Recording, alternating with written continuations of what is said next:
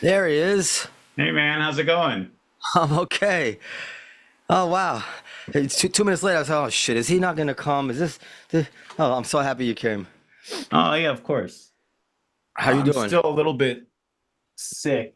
So if I have to cough every once in a while, I'll try to remember to hit the mute button. Nah, I can cut it out too because I want to take it slow and so if there's any like pauses and stuff like that, I won't cut out anything anybody says, but I'll cut out like.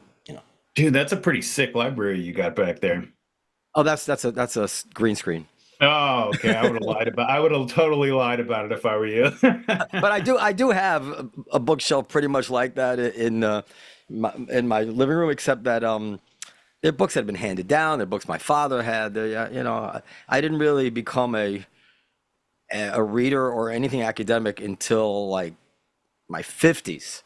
My whole early life, I was a smart guy, but my whole early life was just guitar and trying to get women, and I never could connect with my academic side until much later in life, which is Well, I think that's probably the path that a healthy person should follow.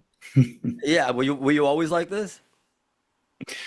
Yeah, like I went to something like 35, maybe 40 different schools from kindergarten to 12th grade.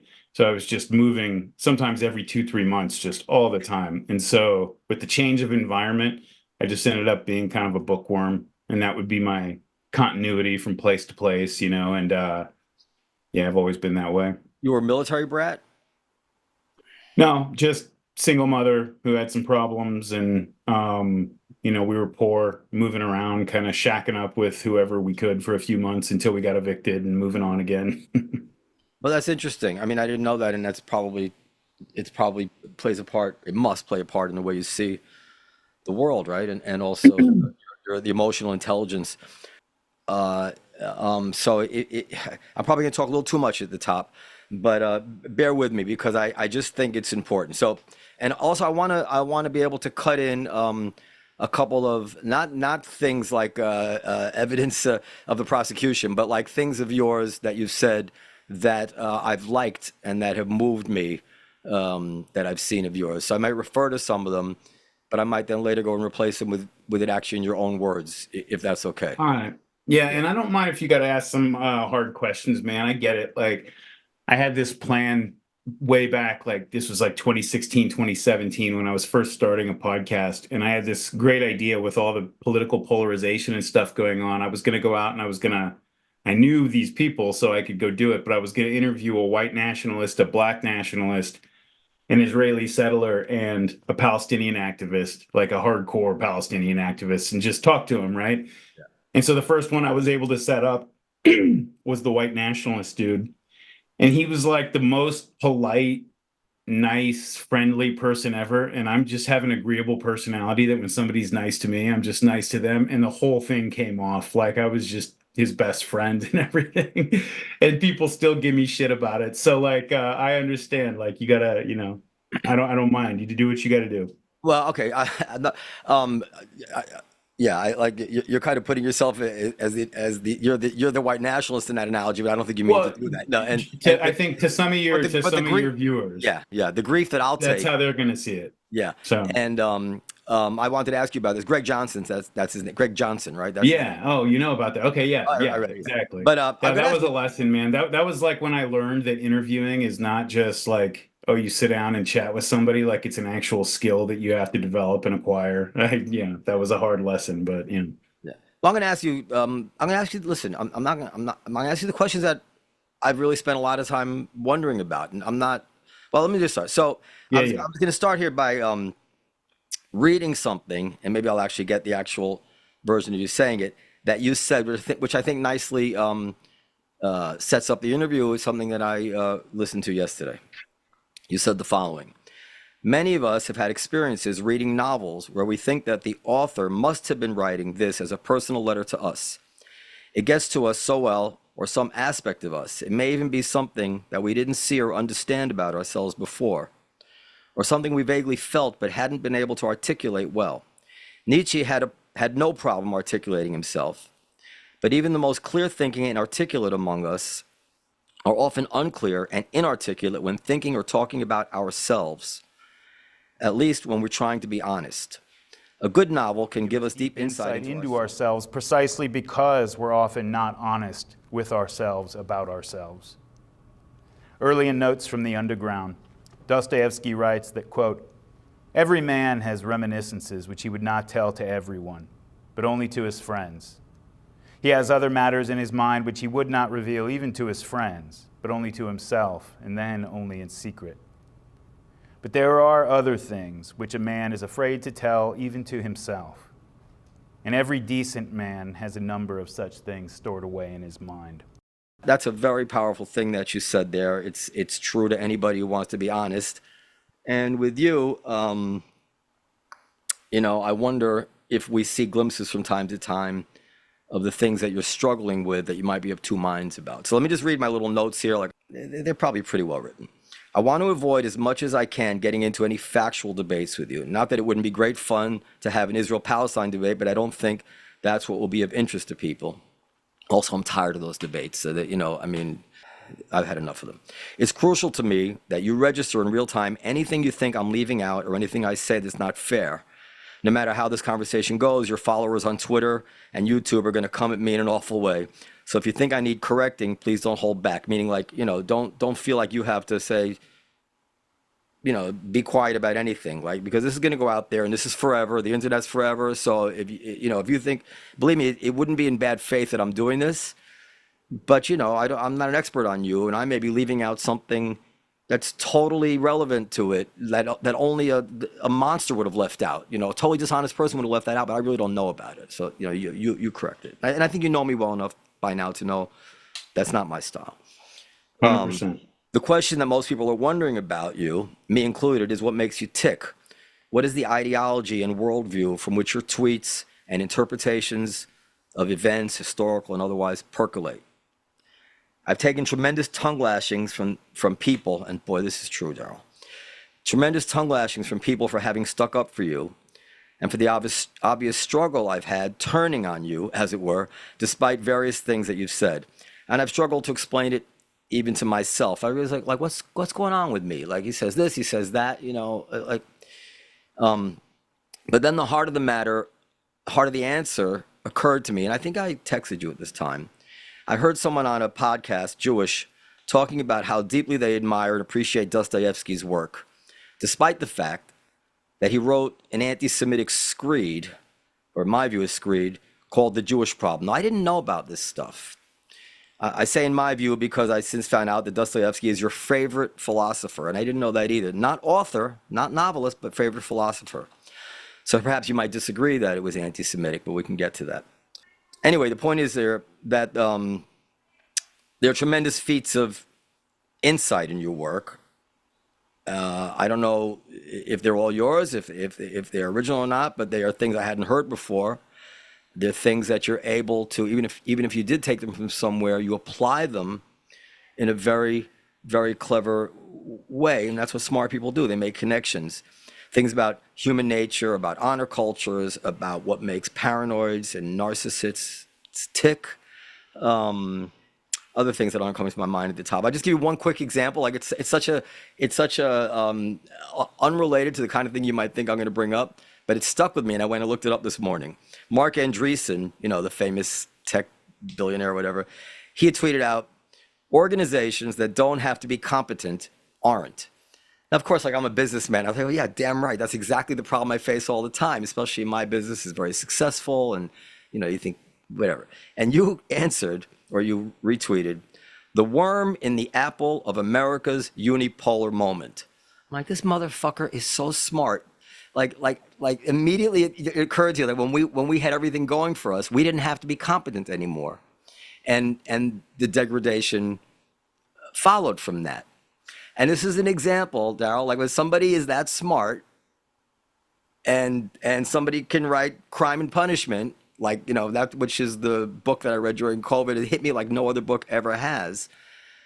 Then when they go and they say other stuff, you can't just dismiss them.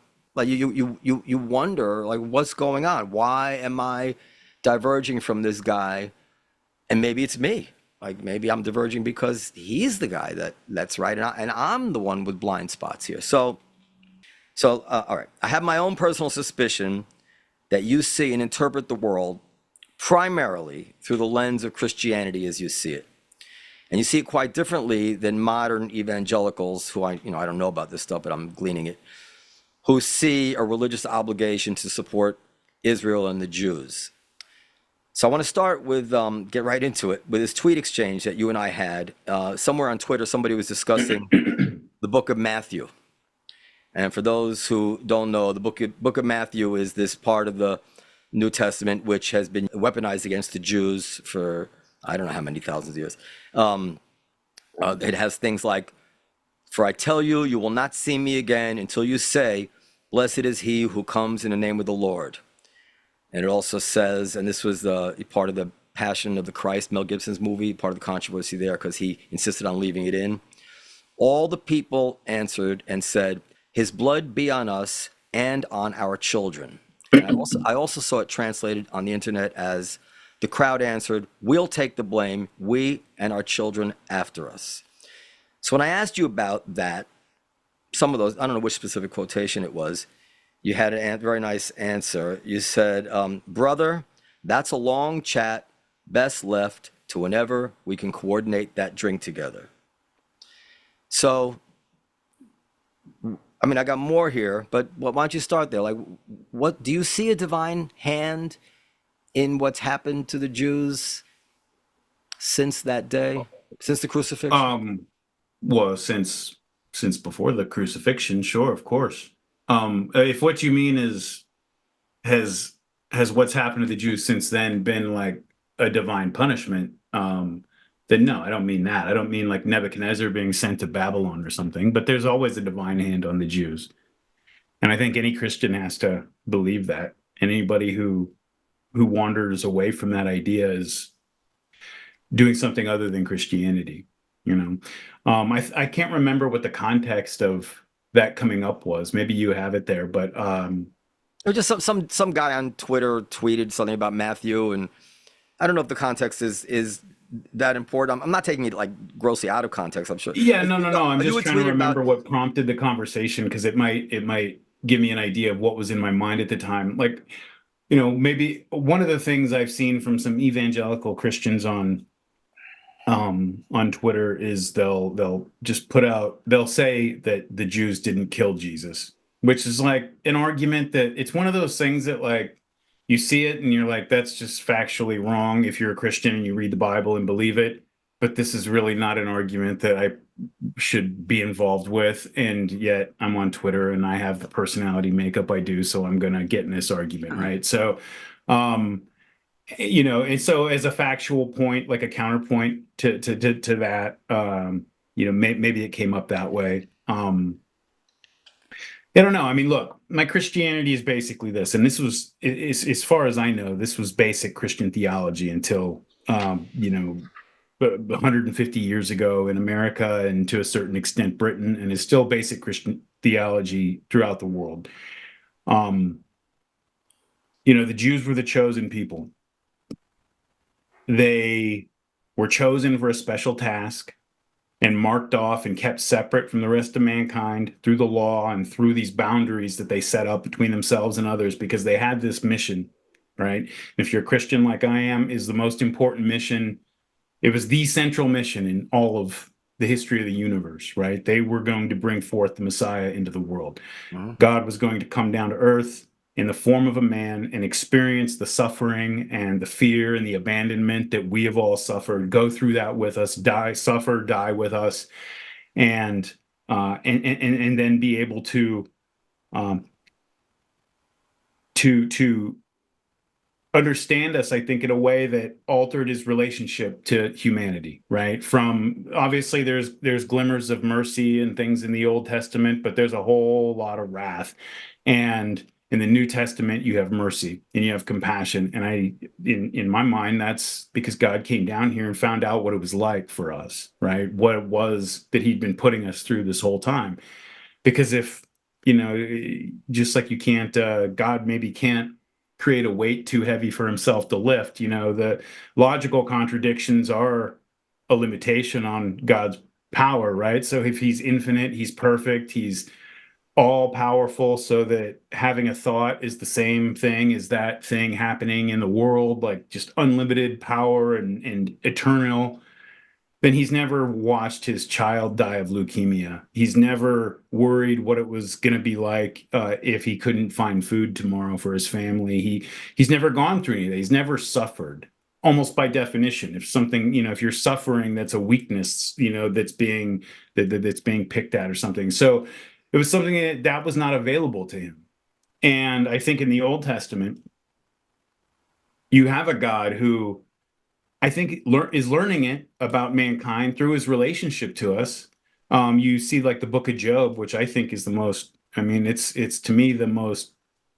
It's the most important book in all religious literature, period, anywhere in the world. Like to me, like it.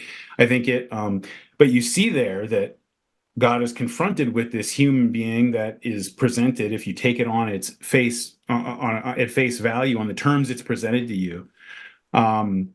He's presented with this human being who is just broken and destroyed out of on a whim, basically, just out of spite, right? And if you take the values that the rest of the Bible, and obviously the author of the Book of Job didn't know he was writing a part of the Bible. He was just writing, a story about this guy Job, got put together later. But if you take the values that are presented like as they're given to you, then you look at that and you say, this guy was innocent and God behaved unjustly toward him. And that's the central conflict of the book, right? And Job's friends come and talk to him, and they all offer reasons why no, God's not acting unjustly. That's impossible, therefore.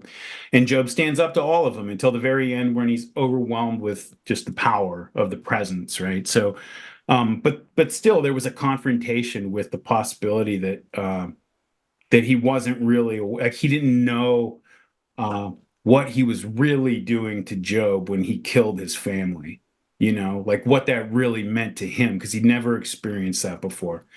And so to me, like, that's the reason God came to earth, was to go through what we go through. The nature of the world can't be changed. Like he can't make it so there's no death or no loss, because there would be no life, right?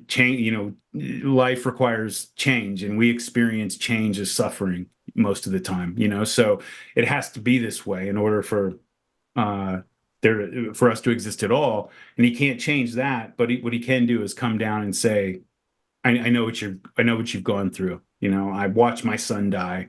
I've been on the cross, like in the person of Christ. And he says, Abba, Abba, why have you forsaken me? And this is like feeling the abandonment by God that you read in so many of the Psalms, right?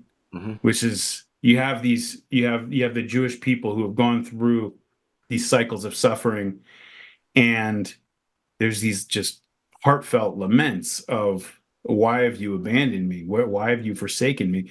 And he went through that. And I think the confrontation of God, like the entry of God into the world to experience that with us and to alter his relationship to us, was the central hub that all of human history and the history of the universe turns around. As a Christian, that's what I believe. I think that, especially as you get past the Second Temple period,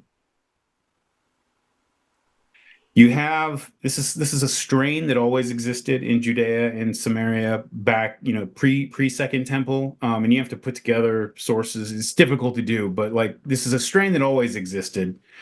But after the Second Temple period, the people who came back to Jerusalem and rebuilt it after the Persians freed them from the Babylonians, it wasn't as if all of the Jews who'd been exiled to Babylon moved back to Jerusalem. There's a reason that Iraq had more Jews in it than Jerusalem did at the time of Christ, right? It was a huge Jewish population there that goes back 2,500 years. Because most of them stayed there. Some of them went back, and those people were hardcore true believers. Like those people were the religious settlers, in the West Bank, like who went out there for a reason.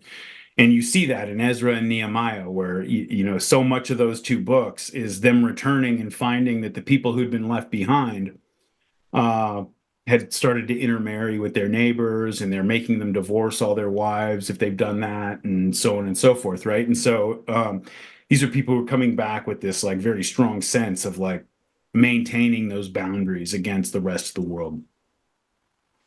And that's sort of, I mean, you see in the subsequent history, like through the Maccabean revolt and then their relationship to the Greeks and to the Romans, that sense of separateness almost becomes the religion itself, especially once you get into the post-Maccabean period. I mean, you're talking about having a priesthood that's not of the correct line, and like various things. So like, you have to figure out what is it we're doing here. And that sense of separateness sort of became the religion itself, right? Which, given, like in that Easter episode, I talk about this, how the thing that is the reason it had to be the Jews to bring the Messiah into the world, the reason only they were capable of understanding, if Christ would have been born as a Roman, he would have been born, he would have been executed, and every single person would have celebrated, and that would have been the end of that, because they didn't have the capacity to understand what they were looking at. The Jews understood, because they figured out that if we keep a record of this and we keep telling our story, then we can get conquered and get exiled and come back. And so you had these people who knew what it was like to be the one that lost, knew what it was like to be the one that was on bottom and suffered. And only those people were going to be able to recognize the Messiah when he came. Which is a hard, again, like, and Jews know this too. I know that Jews will talk about this, that, the being chosen is, it's a gift, I guess, in a way, but it's a burden. It's a burden, and all the suffering that's happened has been a part of that. It's because that suffering, again, was indispensable if these people were going to be able to recognize the Messiah when he came, again, from a Christian perspective. And so throughout the entire period, I mean, really, like, the exile ends in the early 500s BC, but really it doesn't end, not for any like real period of time, right? They go back, they're still under the suzerainty of the Persians. They're just nicer rulers than the Babylonians were. Then the Greeks come through, and they're under the Greeks, and that gets really ugly. The Maccabean revolt happens, but then they have like I know, man. I'm sorry. I always just let me just get to the point real quick. Please do. Yeah. So that over the course of all these sufferings and all these things that have happened, and this attempt by the outside world to stamp out the identity and stamp out that separateness that you see again and again. That's why those ancient empires used to do those exiles. It wasn't just like, we want to get them out of there. It's, we want to scatter them around so they'll assimilate with everybody else and stop being whatever they are. And so as they go through all of this, the exiles never really ended. The Maccabean revolt happens. The priesthood is not of the correct line, which is, obviously central to the Israelite religious custom back then. You get up, and now they're conquered by the Romans, and then that's when Christ comes. And they're awaiting a Messiah. Mm-hmm. And for human reasons, right?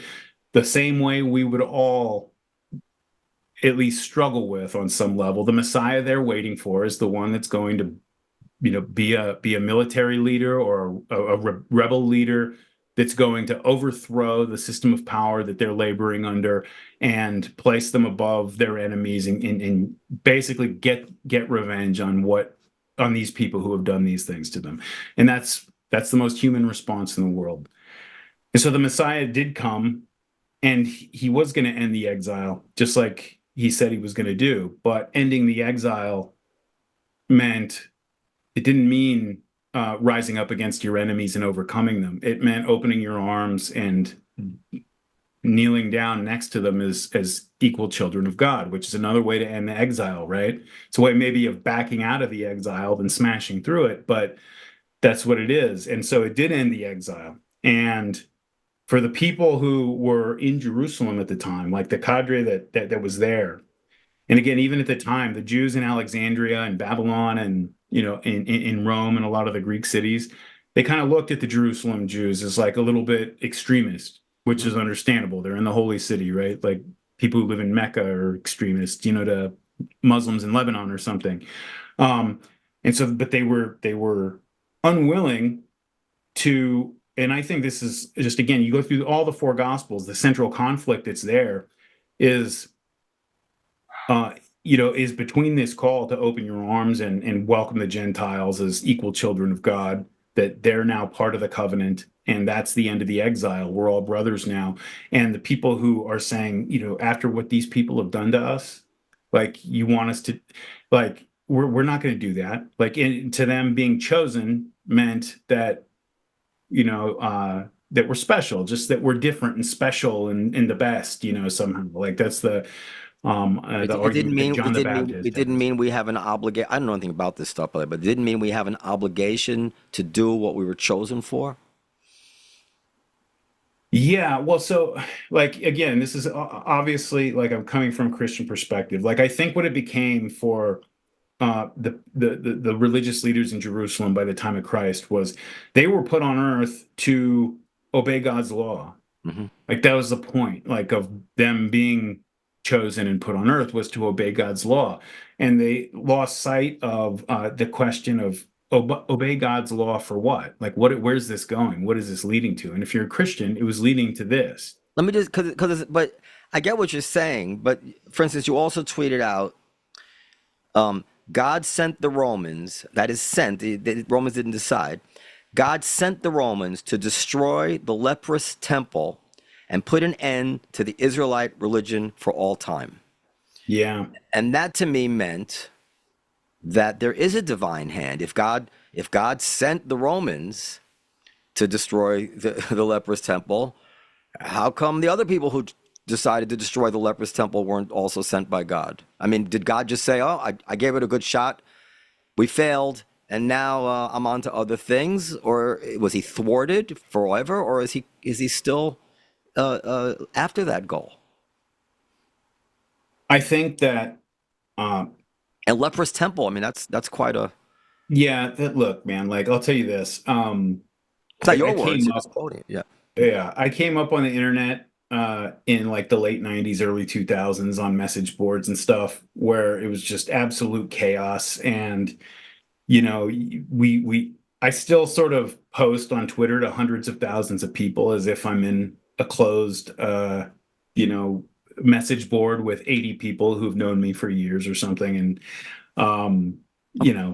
But what would the people who've known you for years overlay onto that to understand? Well, you got to understand Darryl. Yeah, well, they would understand. Like, there's an element of using provocative language now, but at the same time, I don't want to back out of this though, because look, again, from a Christian perspective, from my Christian perspective, Yeah. I think that, and again, if you read through the Gospels, I mean, you read through the words of Christ. I mean, you maybe can find ways to talk your way around this, but I think Christians have to confront this, is that Jesus is, he makes clear over and over and over that the religion had lost its way by the time he came, and that it was. Well, actually, let me back up a little bit, because the first question was about, like, God sending the Romans. And when I say that, I don't know if God sent the Romans. That's in the context of the larger question of Yeah. where you see God's hand. And I was let me put a few other quotes into it so you understand, like you tweeted out a quote from Rene Girard. Satan's power is to make false accusations so convincing that they become the unassailable truth of entire communities. There's just many times that you quote. I think what's the clear interpretation is that. Well, how are you taking that? What's your Well, that when we see entire communities, and you could take it also in defense of the Jews. Yeah. Yeah. 100%. Yeah. I didn't mean to imply otherwise. I'm sorry. Well, I just meant that what we see playing out on the world stage, God is putting his finger on, and he's expressed his desire in the past to destroy the Jews' leprous temple. And look, by the way, I know a lot of Christians believe this stuff, and I struggle to call it anti-Semitic because it's a different. If it is anti-Semitic, it's not the same kind of bigotry that normally concerns me. But as you said, when you said, I don't want to back away from this stuff. Yeah. I suspect that you do believe that God is not happy with the Jews. He's tried to destroy them in the past. I don't think And that's the case anymore. No, you don't think I don't. he I don't think changed his that's the mind? case anymore. Okay. Well, no. I don't mean I've changed my mind. I No, mean that no, I didn't say over that. the course, That yeah, yeah. God has I revised. think his I don't his want to be flippant relationship, about it. yeah, I'm talking about God, but however you want to his put it. relationship to the Jews changed Yeah. when Christ came and the covenant was opened up to the rest of the world, right? Because at that point, you got to remember, like all the early Jews, of course, or all early Christians were all Jews. It wasn't as if there were just 12 disciples who then went out to the Greek cities and recruited a bunch of Greeks, and that was it. It was a big movement, big enough movement to spark like a major reaction from the Jewish leadership and then the Romans themselves. And so a lot of Jews became Christians. And it's too much to say that the religion split at that point. It was definitely a minority sect, but it was a significant movement. And um And so, to say,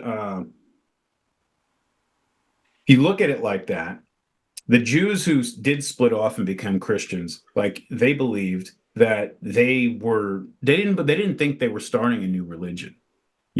They thought that they were continuing the Israelite religion itself. Like that's what they thought they were doing. That this is what we've been waiting for, and now it's here, and now we're gonna go in this direction. And all of those passages in the New Testament are basically ways of saying that the people who didn't follow that path, the Jews who didn't follow Christ, were rejecting the true path of Israel. Right? That's what the message of the Gospels is. Are there consequences? Are there consequences? What does it mean when he Well, the said? consequence happened in 70 AD. Yeah, the temple. No, I mean, was are there destroyed. consequences? His blood be on us and on our children. I'm the Yeah. child, right? Is there? Yeah, look, I'm not like here's the thing, man. Like I'm not one of these fundamentalists who thinks that like if you pull a random verse out of the Bible, like you have to take this as some literal truth that look, these people were in conflict with the Jews when these books were being written. And you see it develop like in the oldest gospel, Mark, they will talk about the people. When they're talking about the people, the crowds and stuff, they'll say the people. And then by the time you get up to the book of John, which is the latest one, they don't say the people anymore. They say the Jews. They're separate. And so there's this conflict that's been developing, and that's the context in which these people are writing these things. And so yeah, I like, to me that could be like I don't think it's a historical like recording of what some Jewish leader said, during the crucifixion period or something. Like it doesn't have to be that, at least for me. Now the thing is, before that period, when God's relationship was to the Jews, I mean, the Old Testament tells us, the Hebrew Bible, if you like, God did send the Babylonians. He did send the Assyrians. He then sent the Persians. All of these things that happened were acts of will by God. Once Christ came and the covenant was opened up and the temple was destroyed, at that point, I think that, and again, like Jews hear this and they don't like hearing it, but I'm just telling you, like I always tell people, like just imagine you're a Hindu and I'm a Christian saying that I don't believe in Krishna, because like it's a different religion, man. Like, and obviously that's not a perfect comparison, because these two things are interrelated in a way that the others never could be. But um, is that after that, the Jews who remained outside the covenant, the expanded covenant, the Christian understanding, that God's hand was no longer over those people, that they were just people now who needed to find their way to the Messiah like everybody else. And they were part of the rest of humanity who needed Christ. Like that's it. And the idea that God is still that he still has his hand over them and the sufferings that have befallen them in medieval Europe or whatever, the acts of God, I don't believe that. I don't think that's true. So then So let's take it from then because there was another tweet somewhere, and I didn't put it because I don't want to like pile on, but at some point you tweeted something about there being consequences for rejecting God. But so then, what are the other than in the afterlife? yeah. Are there any consequences to a human being who rejects God? So to an individual human being, An individual or a group of the Jews, like well, is it like historically it's speaking, irrelevant to their history that they've that they maintain their leprous temple? It's um, well, the temple's no longer there. I mean, but anyway, oh, um, I could be inaccurate. I assume the temple is also a metaphor for just Judaism, but yeah, yeah. if that's not the case, then I mean, it's an interesting discussion, but I think it's also worth a discussion though another right. time. But yeah, look, I think that there are consequences in the sense that,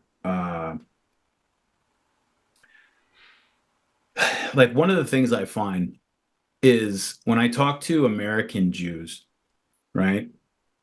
That in a lot of ways, they're especially like, you listen to like a conservative American Jew like Dennis Prager or something, and you listen to him, and to me, his values are Christian values. They're values that he absorbed from growing up in America in a mostly Christian country and absorbed these things. And I'm talking about things like, look, the Hebrew Bible doesn't leave a whole lot of room for forgiving outsiders who have wronged you, things like that, right? These are values that were brought in by Christianity. Dude, I agree with you 100%. My father would say, "Let he who has not sinned cast the first stone," and he would say it with an irony because, of course, that's not Jewish, but it Yeah, spoke to him, and he realized, how can you argue with that, So there are forgiveness, turn the other cheek, and not cast the first stone. I think these are the three things which any Jew is embarrassed to admit that he doesn't believe in. right. And so, Pretends it's in our religion when it's not. I agree. and so, in that sense, I think that that does damage to your soul to not believe that and to not sort of conduct yourself and think in a way Let me like just that. stipulate. I don't know enough about my own religion to know that these concepts are also foreign to the Old Testament entirely. I should clear that up. But And also, like, they're more obviously, like, famous from the yeah. yeah, you can't just talk. I mean, the thing, of course, about Judaism is like you see these anti-Semites sometimes online, how they love to like bring up lines from the Talmud that are offensive, and they're like, "Can you Yes. believe this? Look." And I always try to tell people to no avail, like most of the time, but like this book was written over like hundreds and hundreds and hundreds of years by countless people. Like what you're doing is literally taking like one issue of Cosmopolitan magazine from like 1948 or something and opening it up and finding something offensive and saying, look at what the Americans believe. Like it's just, for everything that is said in one direction, you can usually find another rabbi who is saying something else because that's what it is. It's a dialogue and a discussion and debate, that's sort of a living thing.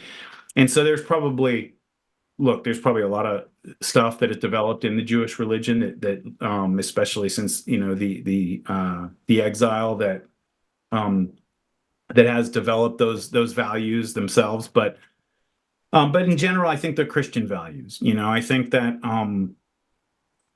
the idea of retaliation being that just, yeah, I think those are Christian values. And I think that to the extent you don't embrace those things, that it does corrupt your soul. But again, that doesn't necessarily mean to me that, you don't go to church and you don't profess Christ or whatever, like with your lips, that somehow you're incurring the wrath of God or something. I think we have to be adults about this kind of thing. And, I read a book by a rabbi many years ago. I can't remember what it was called now, but it was a fantastic book, and it was talking about how if you read through the Old Testament, especially in the order that the Hebrew Bible presents them, and I use those terms interchangeably, so everybody just relax. That from the beginning, in the very beginning, God is like literally walking next to Adam in the garden. When he kicks them out of the garden, he literally makes their clothes for them, right? He's like very intimate, very like right there with the people. And then eventually over the course of the thing, now he's only speaking to one person. He's speaking, or first he's only speaking to one people, and that's Abraham and his children. And then he's only talking to one person, and that's Moses, and then the prophets and the rest of the people. Even King David has to go to the prophet to like find out what God is saying, right? And then eventually you get up to the book of Job in the Hebrew Bible ordering. That appearance to Job at the very end is God's last statement to humankind, like directly. If you if you read it that way, he doesn't speak directly to anybody after that. And so if you're a Christian, the next time God does speak to humankind is, when he arrives on earth. But there's this process of like stepping back, and almost taking your hands off the steering wheel, as if like through the process of history, mankind is maturing, and he's letting us more and more. He's not walking right next to us holding our hand. He's more and more letting us figure things out for ourselves, and to get to the point where eventually, like a parent, doesn't mean you're not there or something, but that you stand back and you watch your children live their lives, right? And I think we're pretty deep into that process at this point. I think when you go back to the book of Chronicles, and and it's talking about, if only my people will call out my name and return to me, then I'll save them. That we're not in that mode anymore. Like, we're adults and he's watching us live our lives, and so that's how I really look at that. All right. So, all right. I mean, maybe it's a good thing that people write out of their religion the inconvenient quotes that are unbearable to, stand by. But he did say, "Blood on us and our children," and like there's some rule of constitutional interpretation that the assumption is that nothing is in there for no reason. That if they wrote it, they meant something, and if Sure. so, I've just always suspected that this seeps into you in some way, Well, look, and I the wasn't thing going to hold is, it against you. yeah, no, I understand, but I really want to like try to explain, because I'm not doing a great job of it, but try to explain like how I understand this stuff from like a historical and religious perspective, which is, they put it in there for a reason, like no question about it. They put it in there because, and again, to me, like they put it in there because the Christians were in violent conflict with the Jewish religious authorities at that time. And they wanted to make it clear that these people, because I mean, look, you go to like the book of Acts, right, which it's the four and by the gospels. way, it doesn't indicate forgiveness or turning the other cheek or any of those Christian Well, that's values. true. That's true. But and I look, the on our children part, that's a hard thing to, you know, Yeah. that requires Christians should spend a lot of time thinking about. Now let's get on to with something else, because unless you have something you want to say, I don't one want to cut you thing off. Yeah. is, if you, like, one of the first things that happens in the book of Acts, which, you have the four gospels, repetitions of the Jesus story, and then you have the book of Acts, which is the apostles, Paul, and all the disciples going out into the world and starting the early church. And you have the first martyr, which is like in chapter 7 or 8. It's right near the beginning of the book, and it's Stephen. And he's giving a long speech that's basically a recounting of the history of Israel up to the point of Christ. And people are listening, and they're not really getting upset. They're just listening to him kind of tell his story. But it's when he gets to the part where he says, "But then you people murdered him. You murdered this man." That they took that he's accusing us of murder, and they took up their stones and they stoned him, right? And so, to me, again, you mentioned Girard earlier. This is a hugely important part of my understanding of Christianity is that the thing that happened, the thing that really happened when with the crucifixion was that you had 11 of these guys. Judas fell off the path or was put to a different use, but you had this early group of followers of Christ who, even though Peter, there's the famous story that he's like the tough guy of all the disciples and everything, but when the crowd comes to him after Jesus has been killed and said, this man, he denies him, right? He gets cowardly and runs away. All of the disciples just scatter and run away at first. The only ones who stayed were the women, and so they scattered. These are people who had witnessed the miracles and been through the whole process with them over all this time, and they scattered and they bowed to the crowd when the crowd got bloodthirsty. But then they came back together, and they refused to go along with the story that had developed, which is this is a bad guy, a criminal who deserved what he got. And they went out and they said, no, he was innocent, and this was unjust, and you murdered this man. And having that happen, and they died for it. Stephen the martyr died for it, and then they eventually, according to tradition at least, they all died for that. That sort of recognizing that when we do that, because this is the thing, man, like the Jews who are calling for the blood of Christ in the Gospels are, I think, both fundamentalist type Christians and anti-Semites. They take that as this is this unique thing, right? Just like they take that's not the point of that at all. It would be like taking the fact that Peter rejected Christ as some character defect of Peter. It's not about that at all. It's no, we're all Peter. Mm-hmm. And in this case, we've all been the Jews in that crowd yelling, "Crucify him, crucify him." We've all been that person. And we know what we're looking at and what we're talking about if we really are honest with ourselves. And so it's a universal that we're witnessing, you know what I mean? And not something that is like a specific evil act done by a group of people. That's very important to me, to understand it that way. And that's why the crucifixion has universal importance, in the way that I look at it. So anyway, yeah.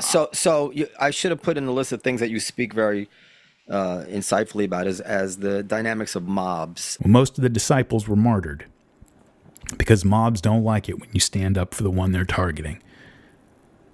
So were Paul and many of the other apostles. It's a truism that it was not Christian preachers, but Christian martyrs who spread the early faith by their example. What does it mean to be martyred in a Christian context? Many people say it means that you die for your beliefs, but I've never really thought that made much sense. A lot of people die for their beliefs. Kamikaze pilots and suicide bombers die for their beliefs. I think a martyr is not someone who dies for a cause. It is someone who refuses to go along with a mob, refuses to join the crowd of persecutors, and instead stands with the victim and then pays for it with his or her life. That's a martyr. Humans are hypersocial mammals, which means we are intensely sensitive to the demands and expectations of our peers and our communities. And so the pull of the crowd is extremely powerful. I remember times when I was in school, K through 12, I remember different times when I would be around when a bully or some group led by a bully would be humiliating or intimidating some other kid. The impulse to persecute is very strong, and once it gets going, it can run out of control very quickly, and people who were kind and thoughtful 10 minutes ago can tear someone apart. Well, some of the times, I stood up for the kid being picked on. But sometimes I didn't. And sometimes I even made a comment to denigrate the kid myself, to be a part of the crowd. And I swear to you that to this day, I'm talking things that happened when I was in 3rd, 4th, 5th grade. To this day, I remember every single one of those times when I was too cowardly to stand with the kid getting picked on. Because I knew it at the time. And when I think about it, it still brings me shame. Jesus doesn't call on us to be martyred for him, but to be martyred with him, for all the people in the world who have been unjustly victimized. If fate happens to put one of them in front of you, and you're the only one between them and the mob. You address that subject in your scholarship in so many different contexts. It's obvious this is something which is, you're not faking it. This is something that really you give a lot of thought to, and something which really concerns you, and something which you think explains much of human history. And I listened to your Easter podcast with my son, I told you at the time, and this story about Peter was in there. And this moved my son, and I wondered if he wasn't even imagining schoolyard dynamics through his 5th grade eyes in what you're saying. Actually, I think he was. You're raising a good boy. I'm trying. That, going back to that your quote about Dostoevsky, every man has reminiscences which he would not tell everyone, but only his friends. He has other matters in mind which he would not reveal even to his friends. I suspect that with all religious people, that part of them has to be uncertain as to whether or not the plain meaning of certain words is the truth, and it's not the kind of thing you can talk about in 2024.